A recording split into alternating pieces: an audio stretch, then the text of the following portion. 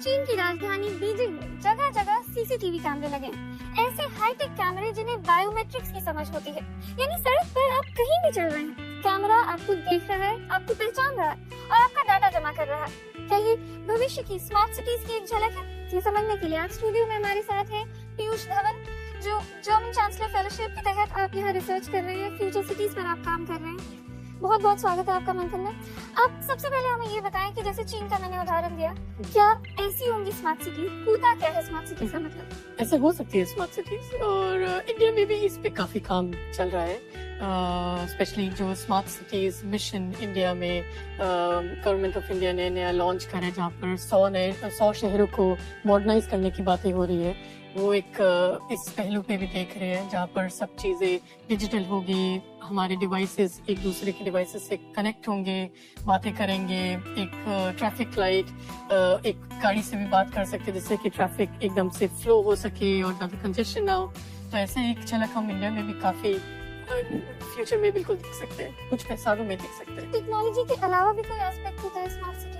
Smart cities में technology एक बहुत ही महत्वपूर्ण रोल प्ले करेगा, बट इसके साथ में हमें ये भी देखना पड़ेगा कि सिर्फ टेक्नोलॉजी ही ना देखें, हम एक स्मार्ट सिटी ऐसा बनाए अपने सिटीजन्स के लिए जहाँ पर वो सस्टेनेबल हो, उन लोगों को ज़्यादा कम्यूट ना करना पड़े, वो ज़्यादा हैप्पी रहे वहाँ के सिटीजन्स उस शहर के।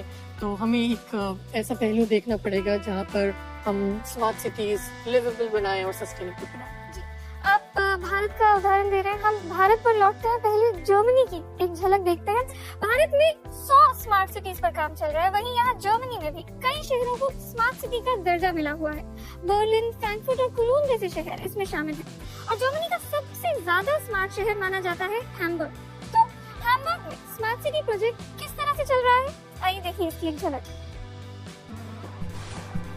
हमारे शहर लगातार सघन होते जा रहे हैं।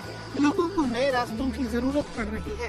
ट्रैफिक फ्लो बेहतर बनाने के लिए नई तरकीबों की जरूरत है। एक नया सॉफ्टवेयर निर्माण स्थलों के साथ कोऑर्डिनेट कर जर्मन शहर हैम्बर्ग में हालात बेहतर कर रहा है। हैम्बर्ग में ट्रैफिक लाइट्स और सिग्नल पहले से ही डिजिटल कोऑर्डिनेटेड है। तकनीक सिग्नल की टाइमिंग पर नजर रखती है और सिटी बसों को हरी बत्ती दिखाने को प्राथमिकता देती है। ट्रैफिक जाम से बचने का एक आसान तरीका है रेल, लेकिन जिन लोगों का घर स्टेशन से दूर होता है वो आमतौर पर कार का इस्तेमाल करने लगते हैं। इसी बात को ध्यान में रखते हुए हैम्बर्ग रेल सिस्टम को भी बदला जा रहा है। उसे कार शेयरिंग स्कीम से जोड़ा गया है। महानगरों के बाशिंदों को किफायती और अच्छा ट्रांसपोर्ट सिस्टम मिलना चाहिए। हैम्बर्ग की हाफेन सिटी यूनिवर्सिटी के रिसर्चर लोगों के व्यवहार को भी समझना चाह रहे हैं। निर्माण कार्यों से जुड़े कॉन्ट्रैक्टरों को ये देखना पड़ता है कि क्या उनका प्रोजेक्ट कसौटी पर खरा उतर रहा है, उसके फायदे और नुकसान क्या हैं। डिजिटाइजेशन अर्बन डेवलपरों को नए मौके दे रहा है ताकि शहरों को ज्यादा सुकूनदेह बनाया जा सके। हैम्बर्ग का हमने उदाहरण देखा, भारत में इसे किस हिसाब से समझा जा सकता है, इस पर चर्चा जारी रखते हैं पीयूष धवन से। तो हैम्बर्ग के बारे में हमने देखा, अगर भारत की बात की जाए, मसलन बड़े शहर जो है दिल्ली, मुंबई, वहाँ पर इसे किस तरह से अप्लाई किया जा सकता है? आप अगर शहरों को इमेजिन करें अगले 10, 20, 30 सालों में कैसे होंगे, तो आप समझ सकते हैं ज्यादा फास्ट ट्रेन्स रन कर रही है। मुंबई पुणे, मुंबई अहमदाबाद के बीच में भी अब फास्ट बुलेट ट्रेन्स बनाने की योजना है। तो अगर हम एक्सपेक्ट करें कि अगले 20 सालों में कैसा शहर होगा, तो डिफाइन करना मुश्किल होगा कि मुंबई की सीमा कहाँ पर फिनिश होती है, क्योंकि लोग अगर मुंबई और पुणे डेली कम्यूट कर रहे हैं तो मुंबई पुणे एक शहर भी बन सकता है, जहाँ पर काफी लोग पुणे से मुंबई रोज जल्दी ट्रेन स्पीड लेके आ सकते हैं और काम कर सकते हैं। एट द सेम टाइम हम ये भी देख सकते हैं कि शहर अगले 20-30 सालों में कितने लोग शहरों में पहुंचेंगे। जैसे कि अभी 30% लोग सिर्फ शहरों में रहते हैं भारत में, और 2050 तक 60% लोग शहरों में बस जाएंगे। तो उनके लिए हमें इंफ्रास्ट्रक्चर पे काफी काम करना पड़ेगा कि अभी के जो इंफ्रास्ट्रक्चर है वो बिल्कुल उनके लिए, उन लोगों के लिए अभी तक प्लान नहीं करा गया।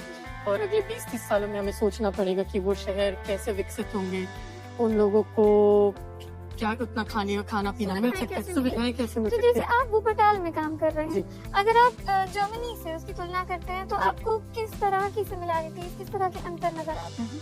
वुपरटाल यहाँ से बहुत ही पास में एक शहर है जहाँ पर सिर्फ 1 सवा लाख लोग रहते हैं, और एक ये इंडस्ट्रियलाइज शहर हुआ करता था जहाँ पर माइनिंग काफी काम हुआ करता था पिछले कुछ सालों से। बट जैसे कि माइनिंग यहाँ पर बंद हो गई और रिन्यूएबल एनर्जी पे यहाँ पर काफी जर्मनी में काम चल रहा है, तो वो अब शहर एकदम से वीराना हो गया क्योंकि लोग वहाँ पर अब अपॉर्चुनिटीज नहीं है कोल माइनिंग के लिए। तो अब वो शहर की एडमिनिस्ट्रेटर्स के लिए एक बहुत चैलेंजिंग पोजीशन हो गया कि हम उन लोगों को अब एक सारी सुविधाएं कैसे दे सकते हैं। और तो वुपरटाल अब अपना आइडिया देख रहे हैं अगले 10, 20, 30 सालों में कि वो फ्यूचर ऑफ जॉब्स क्या हो सकता है, फ्यूचर ऑफ पीपल क्या हो सकता है, जब लोग सारा डिजिटल हो रहे हैं, डिजिटल काम कर रहे हैं, वर्क स्पेसेस उनके डिजिटल हो रहे हैं, ज़्यादा लोगों को ऑफिस जाने की ज़रूरत नहीं है, वो घर पे बैठ के या को शेयरिंग स्पेसेस पे अपना काम कर सकते हैं। डिजिटल के अलावा क्या एस्पेक्ट्स होते हैं जो आप सर्कुलर सिटीज के बारे में मेरे ख्याल से आप बता रहे थे, उसमें क्या क्या जी, तो मेरा टॉपिक बिल्कुल सर्कुलर सिटीज के ऊपर है जो स्मार्ट सिटीज के बियॉन्ड है। तो स्मार्ट सिटीज हमारा मानना है कि सब कुछ डिजिटल होगा, बट इसके अलावा एनवायरमेंट एस्पेक्ट्स पे हम कैसे काम कर सकते हैं। तो एनवायरमेंट एक बहुत इंपॉर्टेंट रोल प्ले करता है हर शहर में। अगर एनवायरमेंट, पेड़ पौधे नहीं होंगे तो वहाँ पर ऑफ कोर्स पोल्यूशन बढ़ना शुरू हो जाएगा। जैसे हम दिल्ली में अब देख रहे हैं पेड़ का इम्पोर्टेंस कितना है, और इसलिए एनवायरनमेंट एस्पेक्ट्स पे बहुत इंपॉर्टेंट काम करना है। दूसरा जो सबसे इम्पोर्टेंट काम जो शहरों में स्मार्ट सिटीज के बियॉन्ड सर्कुलर सिटीज पे वो है इंफ्रास्ट्रक्चर पे, कि कैसे सिर्फ बिल्डिंग्स को हम कैसे और तरह से उसको यूज कर सकते हैं। तो अगर यूनिवर्सिटीज हैं जो सिर्फ सुबह से 9 से 5 बजे तक वहाँ पर बच्चे पढ़ने आते हैं, तो रात शाम को 5 बजे से अगले दिन तक हम उसका कोई और यूज उठा सकते हैं। या क्या हम वहाँ पर लोगों को रहने के लिए व्यवस्था दे सकते हैं उस यूनिवर्सिटी में? क्या स्टूडेंट्स को हम यूनिवर्सिटी कॉम्प्लेक्स में ही रहने का हम उनके लिए व्यवस्था बना सकते हैं? तो सस्टेनेबल हो। आप पर्यावरण की, एनवायरमेंट की बात कर रहे थे। एक रिपोर्ट में मैंने देखा कि स्मार्ट सिटीज पर जो कुल खर्चा होता है उसमें यातायात पर, ट्रांसपोर्ट पर या चीजों को डिजिटल बनाने पर, जैसे कि आप कह रहे हैं, बहुत ज्यादा खर्चा होता है। लेकिन जहाँ तक वेस्ट मैनेजमेंट की बात है, सीवेज की बात है, तो ये वो चीजें हैं जिन्हें काफी इग्नोर कर दिया जाता है। तो क्या कोई तरीका है कि इसको बैलेंस आउट किया जा सके, कि जैसे कि आप कह रहे हैं कि सस्टेनेबल है? जी, बिल्कुल इन सब पे फोकस करना चाहिए। सिर्फ डिजिटल से ज्यादा स्मार्टनेस नहीं होगी सिटी की। बहुत इम्पोर्टेंट है समझना कि वेस्ट और जो रिसोर्सेज है वेस्ट में, उनको दोबारा यूज करा जाए एक शहर में। तो जो इतने सारे ह्यूमंस एक शहर में रहते हैं, उनके लिए पानी की सुविधा अगर हम उनको प्रोवाइड करें। अभी इंडिया में 50% पानी लॉस हो जाता है क्योंकि पाइप्स लीक करती है या फिर पानी का सही तरह से इस्तेमाल नहीं करा जा सकता। तो क्या हम इन सब पानी और रिसोर्सेज को, बिल्डिंग्स को एक ऐसे तरह से बना सके जहां उनकी 30, 40, 50 ईयर्स तक उन सबको यूज हम कर सकते हैं, उन सब इंफ्रास्ट्रक्चर। तो कहना गलत नहीं होगा कि आने वाले सालों में हमारे शहर जो हैं बहुत ही अलग दिखेंगे, जैसे कि आपने कहा बहुत सी आबादी शहरों में आने लगेगी और सिटीज जो है वो स्मार्ट सिटीज में बदल चुके होंगे। तो बहुत बहुत शुक्रिया इस सारी जानकारी के लिए मंथन में आने के लिए।